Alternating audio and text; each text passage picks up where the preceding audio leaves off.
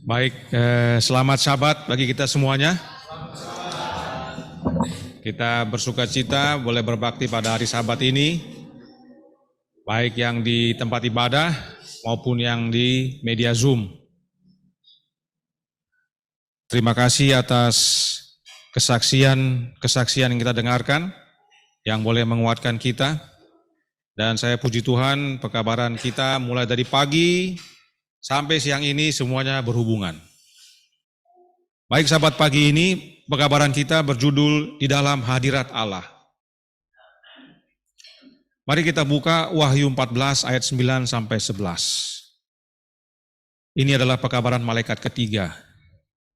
Topik kita pada sahabat ini berfokus kepada pekabaran malaikat ketiga. Dan seorang malaikat lain, malaikat ketiga, menyusul mereka dan berkata dengan suara nyaring, "Jikalau seorang menyembah binatang dan patungnya itu dan menerima tanda pada dahinya atau pada tangannya, maka ia akan minum dari anggur murka Allah yang disediakan tanpa campuran dalam cawan murkanya. Dan ia akan disiksa dengan api dan belerang di depan mata malaikat-malaikat kudus dan di depan mata anak domba.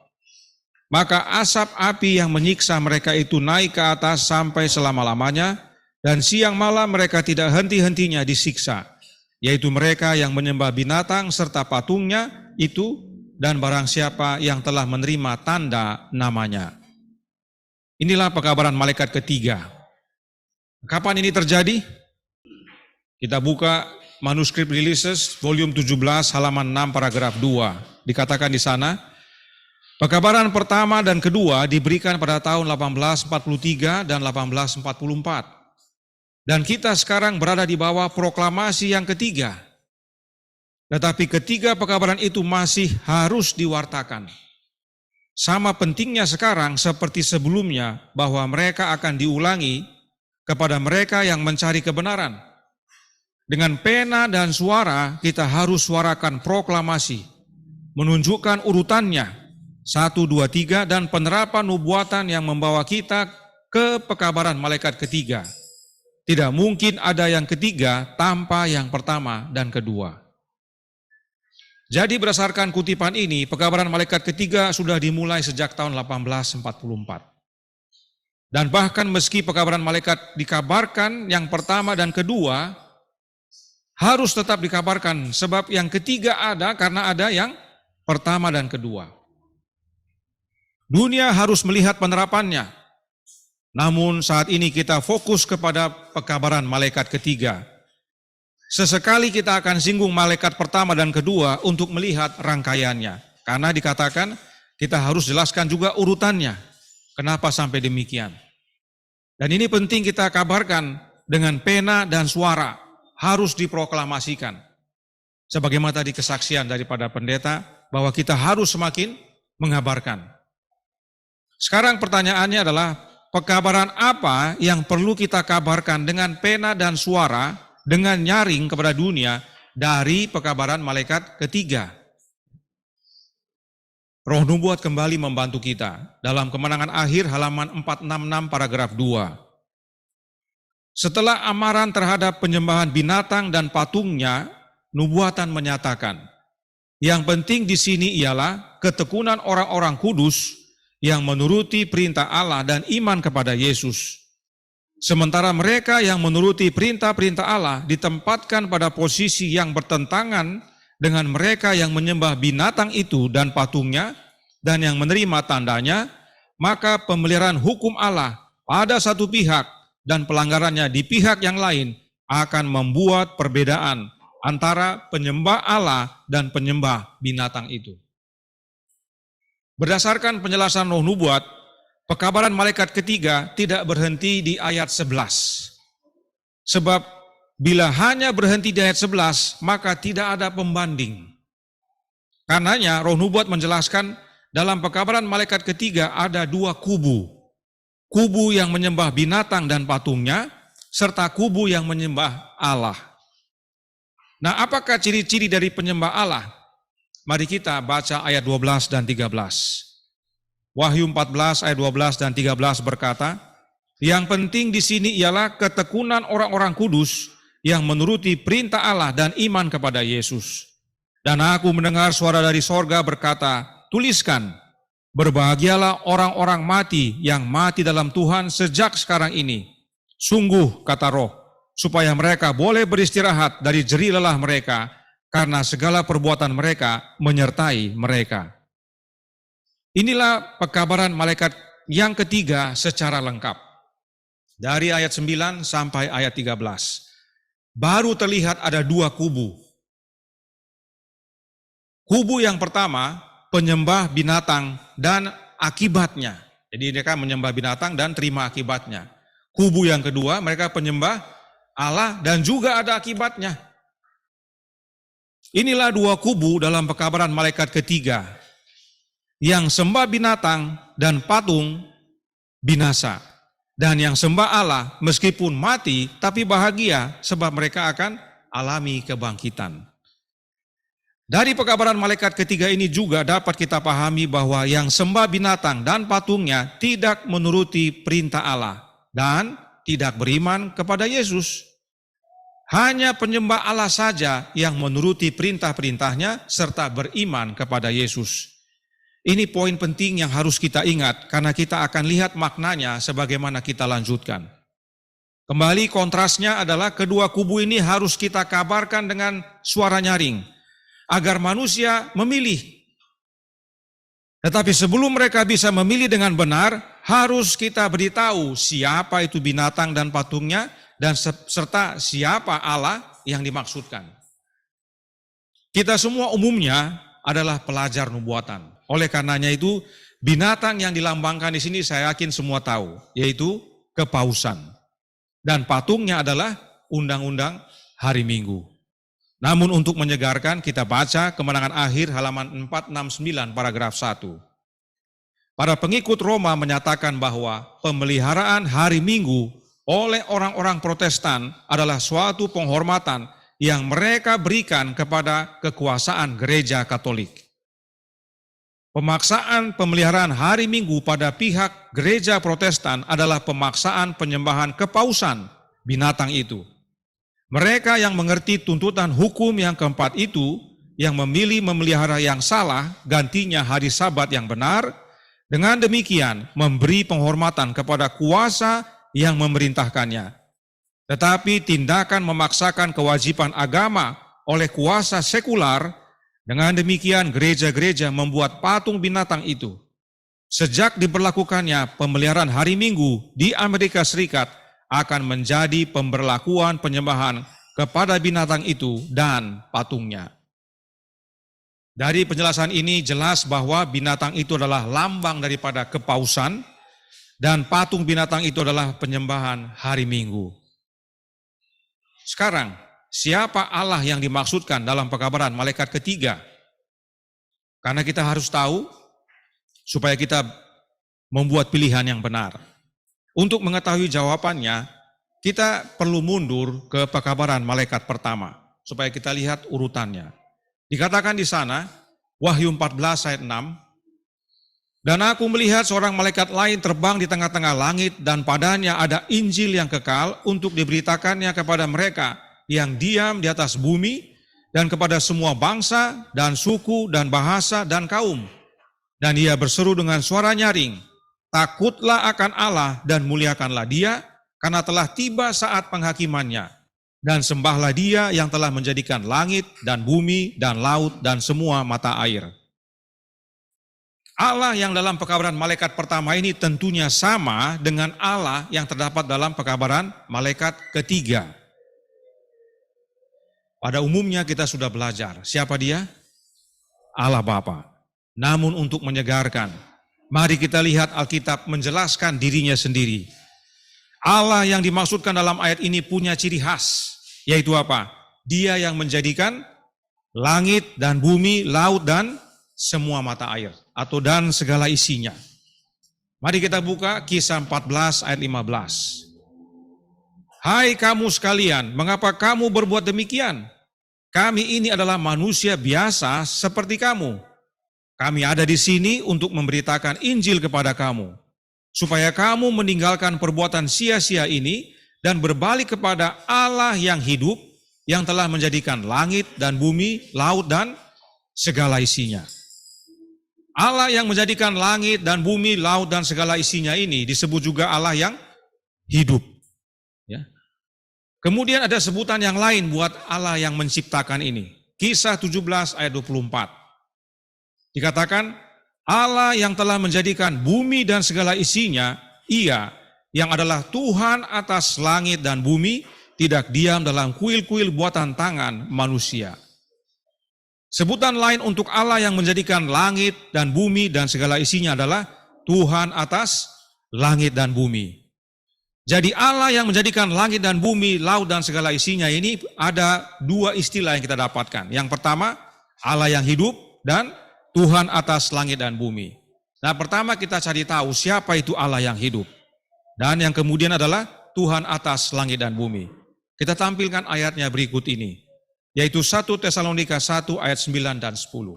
Dikatakan, sebab mereka sendiri bercerita tentang kami, bagaimana kamu sambut, dan bagaimana kamu berbalik dari berhala-berhala kepada Allah untuk melayani Allah yang hidup dan yang benar, dan untuk menantikan kedatangan anaknya dari sorga yang telah dibangkitkannya dari antara orang mati, yaitu Yesus yang menyelamatkan kita dari murka yang akan datang.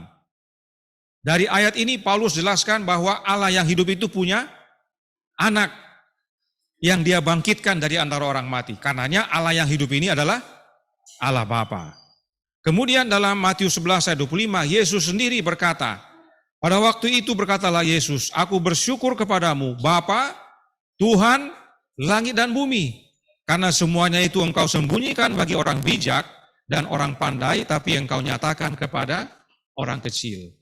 Siapa Tuhan atas langit dan bumi? Bapa. Yesus sendiri nyatakan. Alkitab dengan jelas menyatakan siapa Allah yang menjadikan langit dan bumi, laut dan segala isinya. Bahkan kalau kita baca dalam 1 Tesalonika ayat 1 dan 9 dan 10 ini, Allah yang hidup itu dikatakan juga Allah yang benar. Siapa Allah yang benar? Allah Bapa. Yesus sendiri berkata dalam doanya, Yohanes 17 ayat 3, inilah hidup yang kekal itu, yaitu bahwa mereka mengenal engkau, satu-satunya Allah yang benar, dan mengenal Yesus Kristus yang telah engkau utus. Dengan jelas Yesus menyatakan bahwa Bapanya adalah satu-satunya Allah yang benar. Karenanya bila mana kita kembali kepada pekabaran malaikat pertama, Allah yang dimaksudkan dalam ayat 7 adalah Allah Bapa. Maka pekabaran malaikat pertama dapat dibaca menjadi, takutlah akan Allah Bapa dan muliakanlah Allah Bapa, karena telah tiba saat penghakiman Allah Bapa, dan sembahlah Allah Bapa yang telah menjadikan langit dan bumi dan laut dan semua mata air. Pertanyaan, bagaimana Allah Bapa menjadikan semuanya? Melalui anaknya. Ya. Karenanya jika kita kembali ke bagan, ya, kita kembali ke bagan pekabaran malaikat ketiga tadi, kedua kubu itu semakin jelas, ya. Ada kubu kepausan dan hari minggunya, karena binatang dan patung itu adalah kepausan dan hari minggu. Jadi ada kubu kepausan dan hari minggunya, serta kubu Allah Bapa dan anaknya dan hari Sabat. Sebab itulah perintah keempat dari 10 hukum. Semakin nyata dan jelas mengapa kita harus kabarkan dengan suara nyaring kepada dunia pekabaran malaikat ketiga ini. Sebab mayoritas di dunia ini berbakti pada hari Minggu. Nah, siapakah yang disembah pada hari Minggu? Memang paus salah satu. Tetapi yang utama adalah yang memberi kuasa kepada binatang itu. Kita baca dalam Wahyu 13 ayat 4. Dan mereka menyembah naga itu karena ia memberikan kekuasaan kepada binatang itu, dan mereka menyembah binatang itu. Sambil berkata, siapakah yang sama seperti binatang ini, dan siapakah yang dapat berperang melawan dia? Jadi binatang itu, yaitu lambang kepausan, disembah juga karena sang naga memberikan kepadanya kuasa. Ya. Dan tentang ayat ini, Roh Nubuat berkata dalam manuskrip 153 tahun 1902 paragraf 8. Di hari-hari terakhir, setan akan muncul sebagai malaikat terang dengan kuasa besar dan kemuliaan sorgawi, serta mengaku sebagai penguasa seluruh bumi. Dia akan menyatakan bahwa hari Sabat telah diubah dari hari ke-7 menjadi hari pertama dalam seminggu. Dan sebagai penguasa hari pertama dalam minggu itu, dia akan mempersembahkan Sabat palsu ini sebagai ujian kesetiaan kepadanya. Jadi sang naga yang disembah itu adalah setan. Dialah yang memberikan kekuasaan kepada binatang itu yang adalah kepausan, sebagai alat uji kesetiaan kepada sang naga atau si setan itu. Dan setan rubah hari Sabat yang benar menjadi Sabat palsu, yaitu hari Minggu.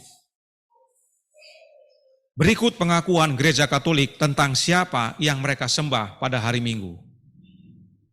Ditulis dalam Advent Review and Sabbath Herald, volume 13, Desember 16, tahun 1858, halaman 30, paragraf 16. Dikutip dari Katekismus Douay, katekismusnya orang Katolik. Halaman 143. Pertanyaan, apakah hari Minggu itu atau hari Tuhan secara umum?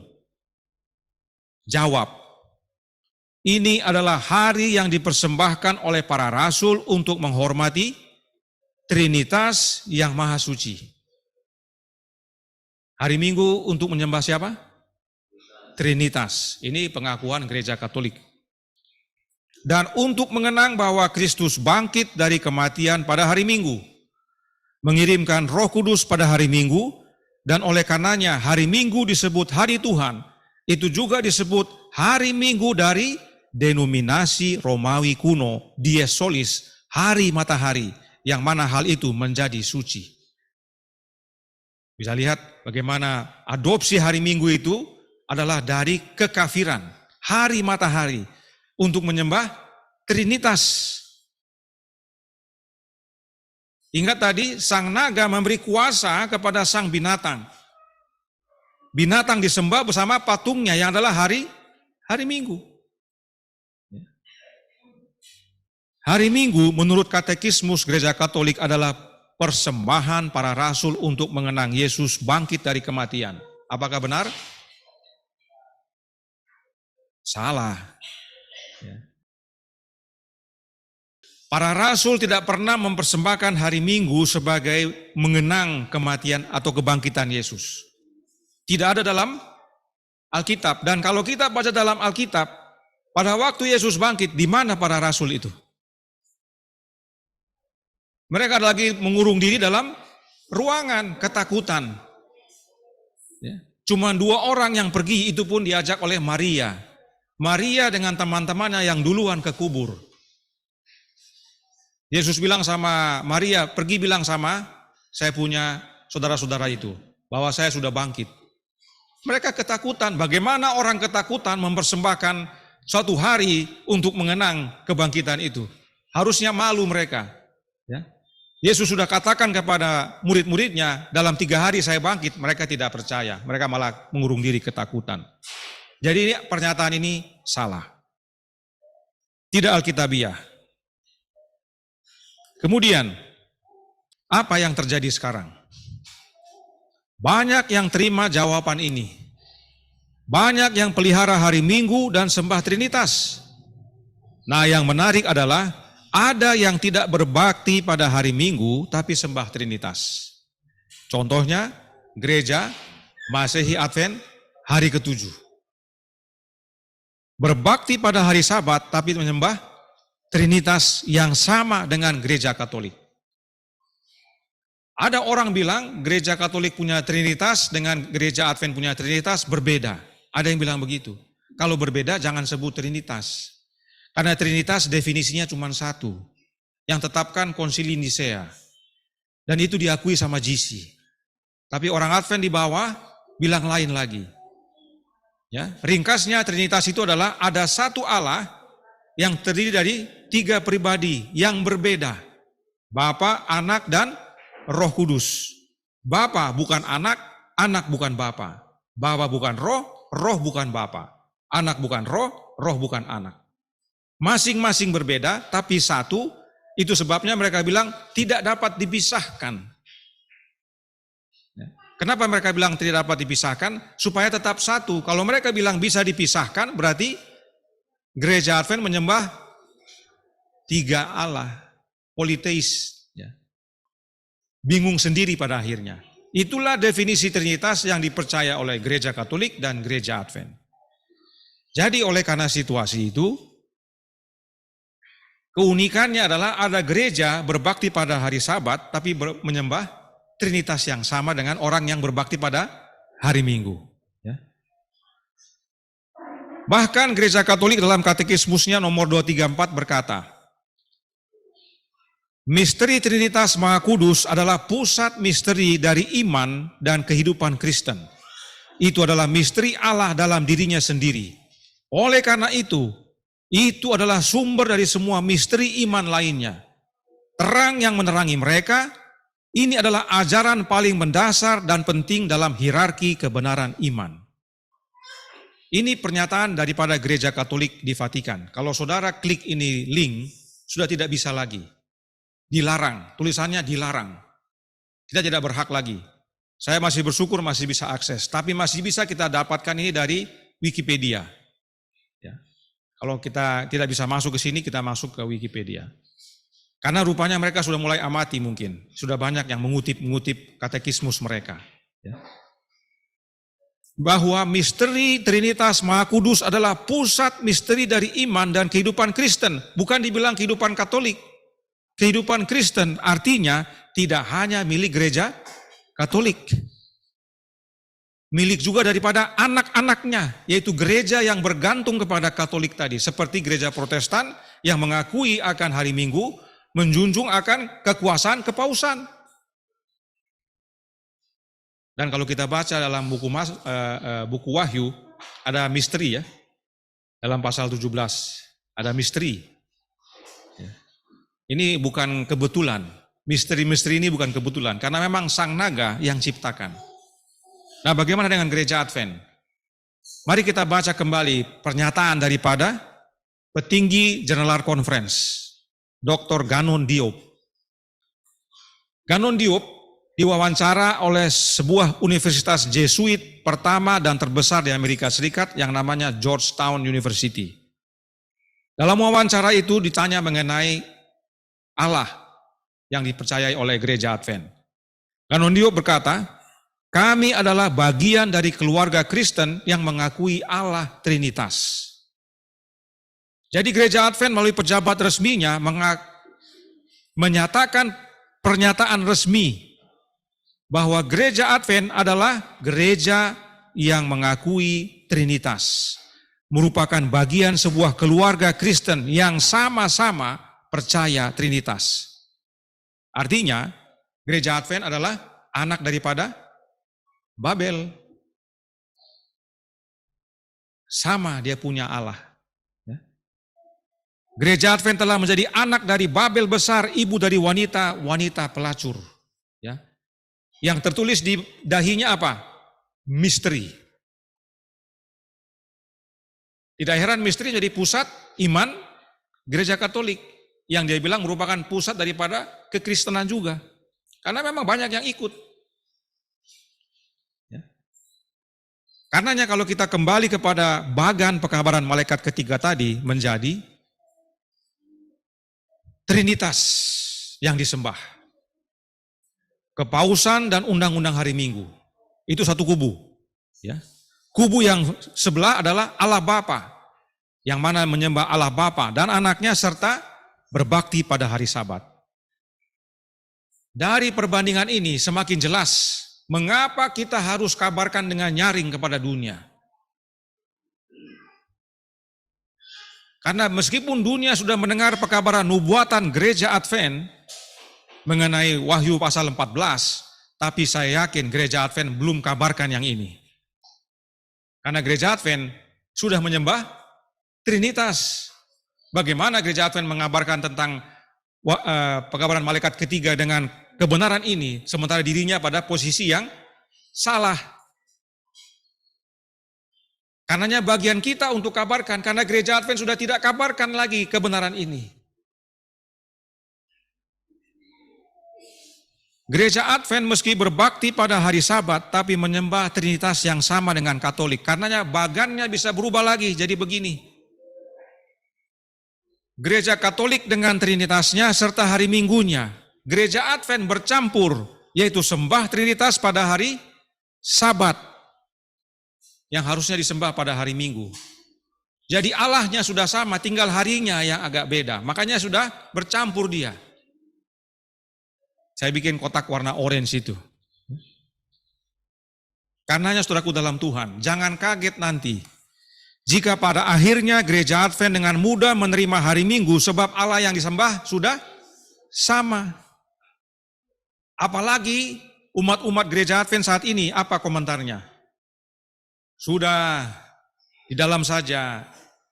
Kalau GC bilang begitu, ikut. Kalau GC belum bilang, jangan. Nah, kalau tiba-tiba GC bilang kita berbakti hari Minggu, bagaimana mereka? Terjadilah penggoncangan. Dan saya yakin banyak yang tampias. Karena mereka mengandalkan perlindungan mereka kepada GC, Jerusalem. Yang mana di dalamnya sudah berdiri tonggak-tonggak berhala Roma. Lalu pertanyaannya adalah, siapa yang masih menyembah Allah Bapa, menuruti perintah-perintahnya, serta iman kepada Yesus anaknya? Yang masih menyembah adalah umat sisa, remnant. Mereka menyembah Allah Bapa pada hari Sabat. Kita buka Wahyu 12 ayat 17 yang berkata, maka marahlah naga itu kepada perempuan itu, lalu pergi memerangi keturunannya yang lain, yang menuruti hukum-hukum Allah dan memiliki kesaksian Yesus. Dalam bahasa Indonesia disebutkan keturunannya yang lain. Tapi dalam Alkitab versi King James disebutkan the remnant of her seed. Artinya keturunan yang sisa. Dan umat sisa ini punya ciri khas, yaitu menuruti perintah atau hukum Allah dan memiliki kesaksian Yesus Kristus. Apa itu? Roh nubuat. Ya. Wahyu 19 ayat 10 katakan bahwa kesaksian Yesus Kristus itu adalah roh nubuat. Jadi umat yang sisa itu punya ciri khas. Dia menuruti akan hukum Allah, iman kepada Yesus, dan memiliki roh nubuat, yaitu kesaksian Yesus. Ini perlu kita ingatkan juga, karena banyak orang Advent sudah tidak percaya roh nubuat. Ya. Beberapa waktu yang lalu, kurang lebih 2 sahabat yang lalu, sahabat saya satu angkatan mempertanyakan juga, kenapa kamu percaya Nyonya White? Apakah kamu pengikut Nyonya White? Saya bilang sama dia, saya bukan pengikut Nyonya White. Saya pengikut Yesus. Tapi saya percaya tulisannya. Sama seperti saya bukan pengikut Musa, saya bukan pengikut Yesaya, saya bukan pengikut Yohanes, tapi saya percaya tulisannya. Kenapa? Karena yang ilhamkan kepada mereka adalah rohnya Yesus itu sendiri. 1 Petrus 1 ayat 11. Demikian juga dengan roh nubuat, yang ilhamkan juga adalah Yesus itu sendiri. Saya kasih kutipan dari Selected Messages. Dia tidak jawab lagi. Pilihan ada pada saudara, saya bilang. Perlu kita kabarkan supaya orang melihat kebenaran roh nubuat. Tantangannya apa? Gereja Advent tidak mengajarkan cara belajar roh nubuat yang benar. Sehingga umat merasa itu tulisan repot. Sudah banyak, tebal, bikin repot. Alkitab saja belum selesai baca, kok roh nubuat leh. Karena tidak diajar cara belajarnya. Kalau diajar cara belajarnya, umat pasti akan berbahagia. Karena kebenaran memerdekakan, membuat kita bersuka cita. Jadi hanya umat yang sisa yang menyembah Allah Bapa dan juga anaknya. Sebab Bapa telah menyerahkan segalanya kepada anaknya, termasuk segala kuasa, baik yang di sorga maupun yang di bumi. Dan umat yang sisa itu berbakti pada hari Sabat, hari ke-7. Inilah pentingnya kita kabarkan dengan suara nyaring akan pekerjaan malaikat pertama, kedua, dan ketiga. Dan bahkan pekabaran malaikat ketiga ini, roh nubuat katakan dalam Selected Messages, buku pertama, halaman 372, paragraf 2. Beberapa orang telah menulis surat kepada saya menanyakan apakah pekabaran tentang pembenaran oleh iman itu adalah pekabaran malaikat yang ketiga Dan saya sudah menjawabnya, itulah pekabaran malaikat ketiga yang sebenarnya. Jadi pekabaran malaikat yang ketiga yang sebenarnya adalah tentang pembenaran oleh iman. Lalu, bagaimana hubungannya dengan menuruti perintah Allah dan iman kepada Yesus? Nah, sebelum kita lihat hubungannya, mari kita baca yang berikut ini. Dalam tulisan-tulisan permulaan halaman 366 paragraf 2, agak panjang. Inilah tantangan dalam membaca Roh Nubuat. Kita harus sabar, ikut pelan-pelan baris demi baris supaya mengerti, ya. Roh Nubuat menuliskan, setelah Yesus membuka pintu tempat yang maha suci, terang dari hari Sabat kelihatan, dan umat Allah diuji, sebagaimana anak-anak Israel diuji dahulu kala, untuk melihat apakah mereka mau memelihara hukum Allah itu. Saya melihat malaikat yang ketiga menunjuk ke arah atas, menunjukkan kepada orang-orang yang kecewa jalan ke bilik yang maha suci dari bait suci di sorga. Pertanyaan, siapa ini orang-orang kecewa ini? Orang-orang yang kecewa pada tanggal 22 Oktober tahun 1844. Mereka kecewa karena Yesus tidak datang. Padahal bukan itu yang terjadi, ya kan? Oleh karena itu pekabaran malaikat ketiga dinyatakan supaya mereka melihat bukan kedatangan Yesus yang kedua kali, tapi Yesus buka pintu dari bilik yang maha suci sebab dia mau berpindah masuk. Ya. Ketika dengan iman mereka memasuki tempat yang maha suci itu, mereka menemukan Yesus dan pengharapan serta kesukaan menjadi baru kembali. Ya. Mereka menjadi bersuka cita lagi karena tadinya sudah kecewa, sudah drop. Ya. Bisa kita bayangkan itu, mereka kabarkan dengan penuh semangat, tahu-taunya tidak jadi bahan cemoohan mereka. Untungnya masih ada umat sisa, ya, yang masih tetap mempelajari, mencari tahu di mana salahnya, dan Tuhan bukakan kepada mereka melalui pekabaran malaikat ketiga. Saya melihat mereka memandang ke arah belakang, mengulangi masa yang silam, sejak dari pemberitaan kedatangan Yesus yang kedua kali, menyusuri pengalaman mereka sampai kepada berlalunya waktu pada tahun 1844. Mereka melihat kekecewaan mereka diterangkan, lalu kesukaan dan kepastian kembali membangkitkan semangat mereka. Malaikat yang ketiga telah menerangi masa yang lampau, masa sekarang, dan yang akan datang. Dan mereka mengetahui bahwa Allah benar-benar memimpin mereka dengan perantaraan pemeliharaannya yang tersembunyi. Mereka bersuka cita akhirnya, gara-gara pekabaran malaikat ketiga. Ya. Bahwa pada waktu itu yang terjadi adalah Yesus berpindah tugas dari bilik suci ke bilik yang maha suci. Ini perlu kita ingat, ada hubungan Yesus pindah ke bilik yang maha suci itu dengan pekabaran malaikat ketiga. Karena pada akhir pekabaran malaikat pertama dan kedua, terjadilah akhir daripada 2300 pagi dan petang. Disitulah terjadi perpindahan itu. Tetapi Roh Nubuat katakan meskipun itu berakhir di situ, tapi pekabaran 1, 2, 3 masih terus dikabarkan. Karena ketiganya itu harus berurutan, harus bersamaan disampaikan. Nah, apakah buktinya bahwa mereka adalah umat yang sisa? Kita lanjutkan dalam halaman 366 paragraf 3. Telah ditunjukkan kepada saya bahwa umat yang sisa mengikuti Yesus masuk ke dalam tempat yang maha suci dan memandang peti perjanjian serta dengan tahta anugerah dan terpukau dengan kebilangannya, kemuliaannya. Jadi oleh karena pekabaran malaikat ketiga, umat yang sisa jadi mengetahui jalan ke bilik yang maha suci. Jadi pada waktu Yesus berpindah dari bilik suci ke bilik maha suci, dia utus malaikat ketiga untuk menyatakan amaran yang menggetarkan dengan ancaman yang sangat mengerikan, ya, yang mengerikan, yang pernah diberikan kepada manusia. Ancaman tadi apa? Akan meminum cawan murka Allah.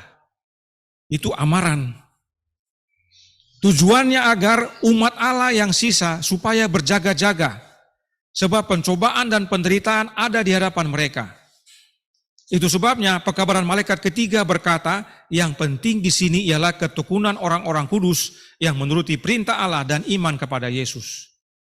Saat kalimat ini disampaikan kepada umat yang sisa, malaikat tersebut mengarahkan pandangan mereka ke Ka'bah sorgawi di mana Yesus berdiri di hadapan tabut perjanjian. Inilah yang terjadi setelah kekecewaan besar itu. Umat yang sisa akhirnya tahu apa yang terjadi dan dinyatakan kepada mereka yang sebenarnya. Dan dengan iman, mereka turut masuk ke dalam bilik yang maha suci untuk mendapatkan Yesus. Kemudian saat mereka masuk, Yesus buka tutup tabut, kalau saudara baca bukunya, Yesus buka tutup tabut dan Yesus tunjukkan 10 hukum di dalamnya. Dan hukum keberapa yang bersinar lebih terang? Hukum keempat. Ada lingkaran yang bercahaya di sekelilingnya. Ini kita sudah mulai lihat hubungan akan pembenaran oleh iman. Oleh iman mereka ikut Yesus ke bilik yang maha suci. Yesus tunjukkan hukum. Ini hukum ini. Yang paling terang hukum keempat. Inilah hubungannya dalam menuruti perintah Allah Bapa dan iman kepada Yesus. Dengan pembenaran oleh iman. Sebab oleh iman umat sisa masuk ke dalam bilik yang maha suci, bertemu dengan Yesus, dan kemudian Yesus tunjukkan perintah-perintah Allah yang harus dituruti oleh umat yang sisa. Oleh karena itu Roh Nubuat berkata dalam peristiwa-peristiwa akhir zaman halaman 155 paragraf 3. Tuhan dalam belas kasihannya yang besar memberikan pekabaran yang paling berharga kepada umatnya melalui pendeta Wegener dan pendeta Jones. Pekabaran ini lebih memperkenalkan kepada dunia juru selamat yang ditinggikan itu, korban bagi dosa-dosa segenap dunia. Pekabaran itu menyodorkan pembenaran melalui iman kepada yang pasti itu. Pekabaran ini mengajak orang banyak untuk menerima kebenaran Kristus yang dinyatakan dalam penurutan kepada semua hukum Allah. Inilah pekabaran malaikat ketiga yang sebenarnya, bahwa kita harus masuk dengan iman ke dalam bilik yang maha suci untuk bertemu dengan Yesus dan menerima kebenaran Yesus, yaitu penurutan Yesus yang sempurna kepada semua hukum Allah, agar penurutan yang sempurna itu menjadi bagian kita. Bagaimana caranya? Peristiwa-peristiwa akhir zaman halaman 155 paragraf 4 melanjutkan. Banyak orang yang sudah kehilangan pandangan akan Yesus. Mereka perlu mengarahkan mata mereka langsung kepada sosok keilahiannya, kepada jasa-jasanya, dan kasihnya yang tak berubah itu terhadap umat manusia. Segala kuasa telah diserahkan ke tangannya, agar ia bisa membagikan karunia-karunia yang berharga kepada manusia, memberikan karunia yang tak ternilai dari kebenarannya sendiri bagi manusia yang tak berdaya. Inilah kebenaran yang Allah perintahkan supaya disampaikan kepada dunia. Inilah pekabaran malaikat ketiga yang harus dikumandangkan dengan suara nyaring dan dibarengi dengan pencurahan rohnya dalam ukuran yang besar. Segala kuasa telah diserahkan kepada Yesus. Itu sebabnya kita mengarahkan mata kita kepada Dia, masuk dengan iman ke dalam bilik yang maha suci, agar menerima karunia tak ternilai dari kebenaran Yesus, yaitu penurutannya yang sempurna kepada 10 perintah Allah. Sebab kita manusia tidak berdaya. Dan kebenaran ini harus dikabarkan dengan nyaring kepada dunia, agar agar umat-umat manusia di dunia ini mengalami pencurahan rohnya. Itulah kuasa yang Yesus janjikan. Oleh kehadiran rohnya, Yesus hadir dalam hati kita oleh iman. Maka, kebenaran Kristus menjadi bagian kita, yaitu kesempurnaan dalam penurutan perintah Allah. Inilah pembenaran oleh iman yang sebenarnya. Kita menerima kebenaran Kristus oleh persatuan kita dengan Dia. Kita masuk ke dalam bilik maha suci bersatu dengan Dia oleh iman, dan pada waktu Yesus tunjukkan 10 hukum ini untuk kita turuti, kita sanggup? Tidak sanggup. Tidak ada manusia yang berhasil menuruti 10 hukum dengan sempurna, kecuali manusia Yesus Kristus. Yesus tunjukkan bahwa kalau mau ikut ini, kamu harus bersatu dengan saya. Terima saya. Itu sebabnya saya curahkan roh saya, rohnya dalam ukuran yang besar. Roh Nubuat berkata dalam Membina Kehidupan Abadi halaman 241 paragraf 4. Dengan penurutannya yang sempurna, ya, penurutan Yesus yang sempurna, Ia telah memberikan kemungkinan bagi setiap orang untuk menaati hukum-hukum Allah. Bila kita menyerahkan diri kita kepada Kristus, hati dipersatukan dengan hatinya, kehendak dibenamkan dalam kehendaknya, pikiran menjadi satu dengan pikirannya, pikiran ditaklukkan kepadanya, kita menghidupkan kehidupannya. Itulah artinya dipakaikan dengan pakaian kebenarannya.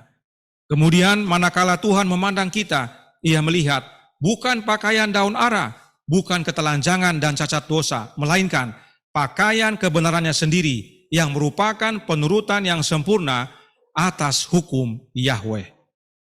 Siapa Yahweh itu? Allah Bapa, Dia Jehovah, ya. Jadi kita menuruti perintah Allah Bapa bukan dengan kuat kuasa kita, bukan karena diri kita, tapi kita bersatu dengan Kristus. Pikiran kita dengan pikirannya, kehendak kita dengan kehendaknya, hati kita dengan hati Dia, hidup Dia menjadi hidup kita. Itu sebabnya Yesus berkata dalam Yohanes 15 ayat 5, Akulah pokok anggur dan kamulah ranting-rantingnya.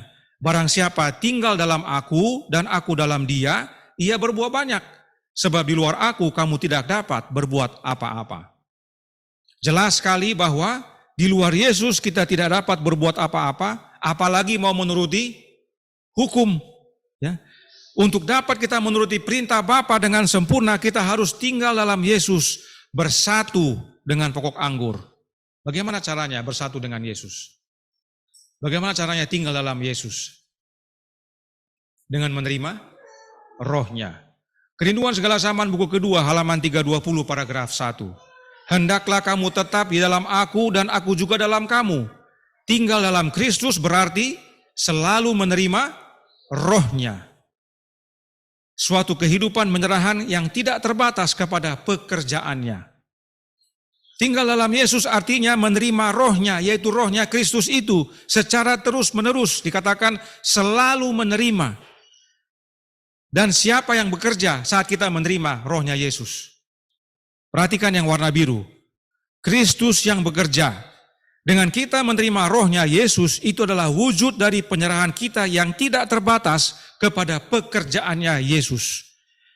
Inilah pekabaran malaikat yang ketiga yang sebenarnya, yang harus dikabarkan dengan suara nyaring. Kenapa? Karena bagan Trinitas ini menyatakan bahwa Bapa bukan anak, anak bukan Bapa, Bapa bukan roh, roh bukan Bapa, serta anak bukan roh dan roh bukan anak. Dan sesuai ajaran doktrin Trinitas yang tinggal dalam hati kita siapa? Allah Roh Kudus. Ya. Allah Roh Kudus ini bukan Yesus dan juga bukan Bapa. Roh Kudus ini katanya oknum lain. Sementara Alkitab mengatakan menuruti perintah Allah dan iman kepada Yesus. Lalu Roh Nubuat berkata, dengan iman kita masuk ke dalam bilik yang maha suci untuk bertemu dengan Yesus, agar persatuan dengan Yesus kita terima kebenarannya, yaitu penurutan yang sempurna kepada hukum Allah. Dan persatuan dengan Yesus itu adalah dengan tinggal dalam Yesus oleh menerima rohnya secara terus-menerus, sebagai wujud penyerahan kita yang tidak terbatas kepada pekerjaan Yesus. Jadi, pembenaran oleh iman sama dengan pekerjaan Yesus dalam hidup kita. Sebab kita terima Dia oleh iman. Doktrin Trinitas menyangkal itu. Tapi orang Advent atau umumnya orang di dunia ini, kekristenan tidak tahu bahkan tidak sadar. Mereka pikir dengan menerima Allah Roh, mereka menerima Kristus. Siapa yang punya jasa? Kristus. Siapa yang pernah menuruti hukum Allah dengan sempurna? Kristus. Apakah Allah Roh pernah? Tidak ada catatan dalam Alkitab. Demikian juga Roh Nubuat. Kalau bukan Yesus yang tinggal dalam hati kita, artinya bukan Yesus yang bekerja dalam hidup kita. Apakah itu dapat disebut pembenaran oleh iman? Tidak bisa. Kalau pembenaran oleh iman yang bekerja Yesus, oleh kehadiran rohnya yang selalu kita terima terus-menerus. Kalau orang lain dalam hidup kita dan dia bukan Yesus, itu bukan pembenaran oleh iman. Itu malah pembenaran oleh perbuatan. Tanpa disadari, umat Allah dituntun kepada pembenaran oleh perbuatan. Sebab yang tinggal, dia tidak punya jasa, dia tidak pernah menuruti hukum Allah dengan sempurna, lalu apa yang dia mau kasih buat kita? Apa yang dia mau kerjakan buat kita kecuali, ayo kamu bisa. Coba tiru Yesus itu, dia bikin gitu, coba ayo saya kasih kamu kemampuan, coba ikuti. Kan begitu coba. Coba ikuti penjelasan di gereja Advent mengenai pembenaran oleh iman. Roh Kudus itu hanya untuk memberikan kepada kita kuasa, kemampuan untuk meniru Yesus. Tugas kita bukan meniru dia, tapi mengizinkan dia tinggal dalam hati kita oleh iman, agar dia yang bekerja. Di luar Yesus kita tidak bisa apa-apa. Tapi dalam Yesus kita berbuah, sebab dia yang kerjakan. Tugas kita ada, yaitu mengizinkan. Buka hati, makanya pintu itu harus dibuka, supaya dia masuk. Ya. Ini pentingnya pekabaran malaikat ketiga dikabarkan dengan nyaring, sebab manusia tanpa mereka sadari jatuh ke dalam perangkap pembenaran oleh perbuatan. Itu sebabnya dalam gereja Advent coba perhatikan. Ya. Saya sendiri dulu demikian. Saya merasa kalau saya tiba di gereja sebelum jam 9, bagus. Perpuluhan, bagus. Aktif melayani, bagus. Aktif menginjil, bagus. Sudah saya bikin catatan istilahnya. Bikin seminar, bikin presentasi, sudah semua nih. Sudah layak. Ya. Bahkan ada orang-orang yang merasa kalau saya sudah melayani di mission dan pensiun dari mission, sekian puluh tahun bekerja bagi Allah, setelah itu saya duduk tenang-tenang saja, sudah beres. Tinggal menunggu masuk surga. Ya, itu orang Advent. Mereka rasa sudah beres semuanya. Begitu masuk gereja Advent, bekerja, melayani sekian puluh tahun, selesai. Kartu sudah di tangan, paspor sudah saya miliki untuk masuk ke surga. Tanpa mereka sadari, mereka dituntun kepada pembenaran oleh perbuatan. Mereka merasa nyaman dengan perbuatan mereka sekian puluh tahun dalam gereja. Itu karena Trinitas. Mereka tidak mengerti siapa yang bekerja dalam hidup mereka dan apa bagian mereka. Nyonya White katakan tidak ada satu benang pun dalam jubah kebenaran Kristus dari kita, tidak ada. Tidak ada jasa kita. Kita harus relakan dia yang bekerja. Bukan karena saya sudah begini, begitu. Itu semua baik, tapi jangan itu dulu. Harus Yesus dulu, baru itu yang dihasilkan. Ya. Satu lagi, Roh Nubuat berkata, tulisan-tulisan permulaan halaman 366 paragraf 3. Dikatakan situ, umat sisa mengikuti Yesus masuk ke dalam tempat yang maha suci. Kita sudah baca tadi. Umat sisa ini masuk oleh iman, karena kita tidak masuk dalam bilik maha suci di sorga. Mereka masuk oleh iman, percaya Yesus di sana, meskipun kita tidak lihat. Ya. Pertanyaannya, apakah kita masuk ke bilik yang maha suci untuk bertemu dengan Yesus sekali-sekali saja? Apa kita masuk ke bilik yang maha suci hanya buat orang yang kecewa tahun 1844? Kita tidak perlu. Pekabaran malaikat ketiga ini masih berlangsung. Artinya kita harus sama dengan yang kecewa 1844 itu. Kita harus dengan iman masuk ke dalam bilik yang maha suci untuk bertemu dengan Yesus. Dan itu bukan sekali-sekali. Sebagaimana kita menerima rohnya terus menerus, kita juga harus terus menerus masuk ke dalam bilik maha suci oleh iman untuk bertemu dengan dia. Kita harus bersatu dengan Kristus terus menerus, terhubung dengan pokok anggur terus menerus. Karenanya kita ikut masuk ke dalam bilik yang maha suci terus menerus. Apalagi saat ini hari apa namanya? Hari Grafirat, hari pendamaian. Kita harus terus menerus terhubung dengan dia untuk meminta rohnya dan menyampaikan permohonan pengampunan dosa.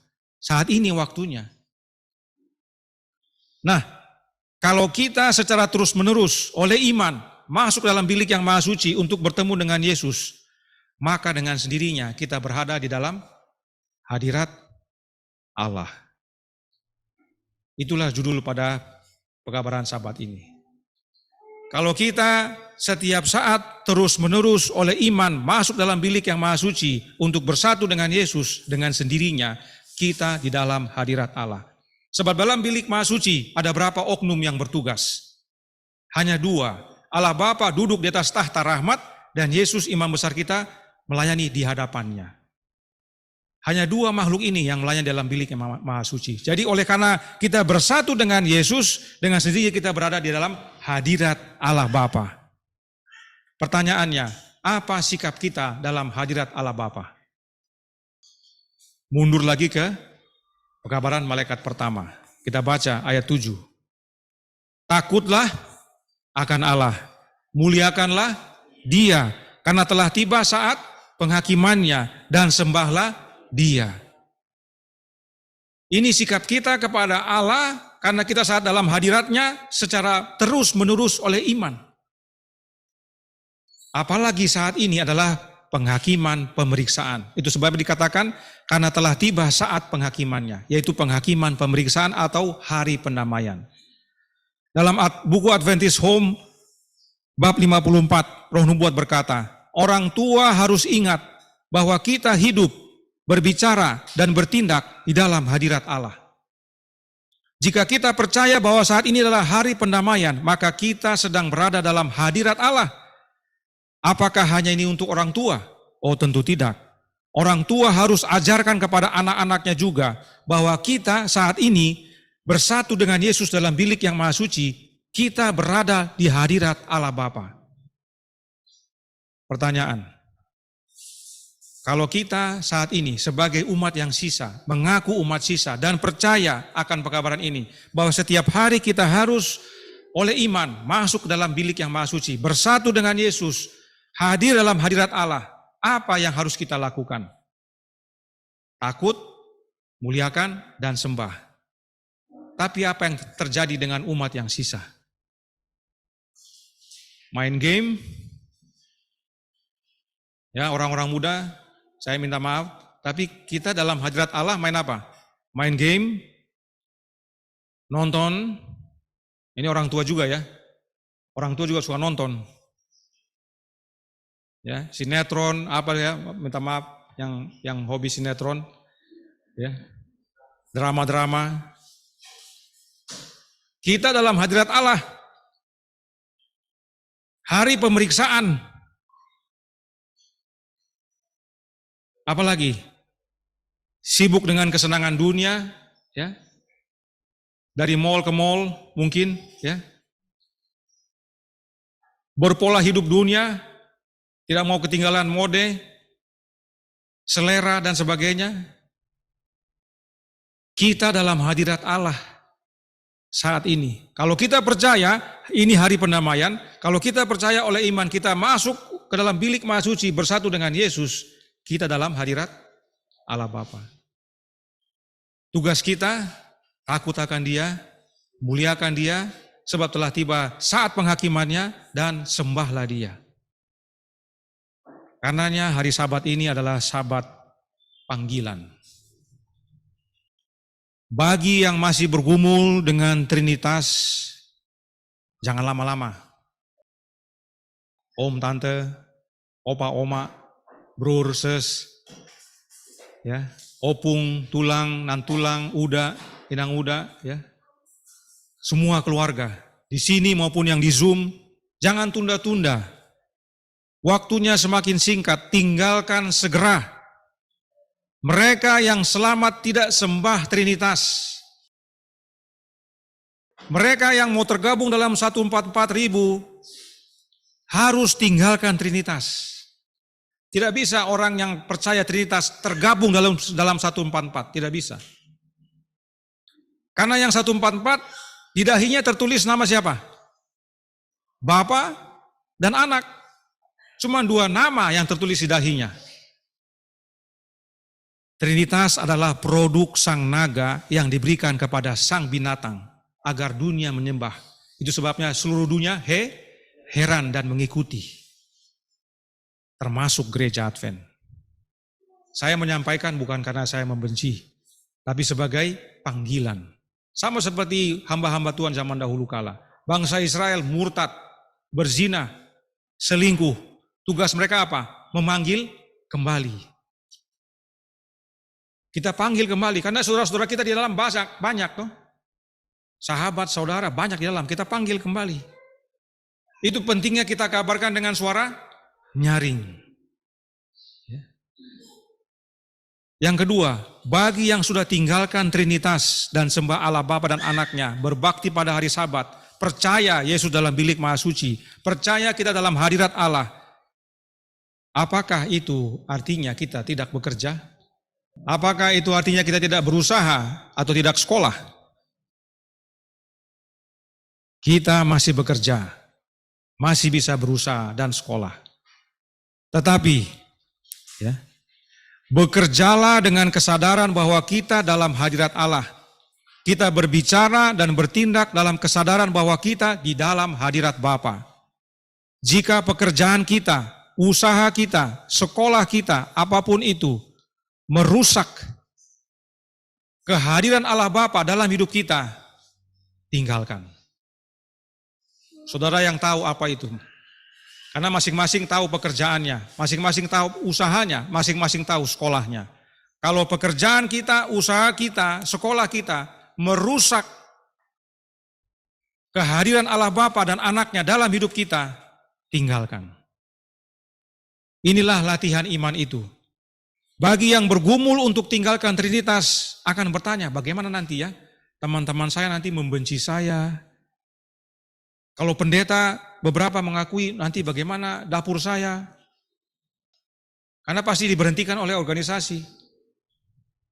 Kalau mati siapa yang kuburkan? Memangnya di dunia ini nggak ada orang lagi. Harus gereja Advent yang kuburkan kita. Kalau menikah siapa yang berkati? Kalau mau dibaptis siapa yang baptis? Banyak pergumulan mereka yang mau tinggalkan Trinitas. Tapi ini latihan iman, kita harus percaya kepada Allah yang benar dan Anaknya, dan Dia akan sediakan caranya. Asal kita percaya. Dan bagi yang sudah tinggalkan Trinitas, adakah kita siap buangkan dunia, terima Yesus? Adakah kita siap tinggalkan yang merusak kehadiran Allah Bapa dalam hidup kita? Inilah latihan iman, sebab kita masuk oleh iman. Karenanya bagi yang terpanggil, saya tidak minta berdiri. Kadang-kadang berdiri ini kayak penyakit menular. Satu berdiri, semua berdiri, padahal belum tentu. Rasa malu tuh. Aduh, dia berdiri, kita nyanda, bagaimana ya? Berdiri Jo. Keputusan bukan karena berdiri. Keputusan dalam apa? Dalam hati. Karenanya saya memanggil dalam hati. Sebagaimana Roh Nubuat berkata dalam peristiwa-peristiwa akhir zaman, halaman 155 paragraf 5. Pekabaran tentang kebenaran Kristus harus diserukan dari ujung dunia ke ujung yang lain, supaya menyediakan jalan Tuhan. Inilah kemuliaan Allah yang mengakhiri pekerjaan dari malaikat yang ketiga. Jadi kalau kita mau mengakhiri pekerjaan malaikat ketiga, apa yang harus kita lakukan? Serukan dengan suara nyaring dari ujung dunia ke ujung dunia lain. Ya, kita yang di sini sama yang di Zoom, dimanapun saudara berada, mari kita kabarkan supaya segera berakhir. Tadi sudah disampaikan, kalau kita bekerja itu mempercepat. Tadi pendeta katakan kita harus semakin kuat mengabarkan. Dan bahkan nasihat tadi baik, bahwa apa gunanya kita sudah meninggalkan Trinitas, tapi hidup kita belum berubah. Inilah pekabaran malaikat ketiga. Kita harus bersatu terus dengan Yesus setiap hari, oleh iman masuk dalam bilik yang maha suci, agar kebenarannya menjadi bagian kita, yaitu penurutan yang sempurna akan hukum Allah, menjadi bagian kita. Kita diubahkan hari demi hari, sehingga pada waktu Dia datang kedua kali, kita semua diselamatkan. Kiranya ini menjadi pembaharuan dan sukacita kita. Jangan bertangguh, ambil keputusan. Tuhan memberkati, saya bawa dalam nama Yesus. Amin. Kita berdoa. Bapa kami yang di sorga, Allah pencipta langit dan bumi, laut dan segala isinya, Allah yang maha besar, satu-satunya Allah yang benar, yang kami sembah selalu melalui anak-Mu yang tunggal, Yesus Kristus. Terima kasih ya Bapa atas nasihat firman-Mu, serta kesaksian Yesus Kristus yang kami telah terima sabat ini. Penting bagi kami untuk menyuarakan dengan nyaring pekabaran malaikat pertama, kedua, ketiga, dan teristimewa pekabaran malaikat ketiga.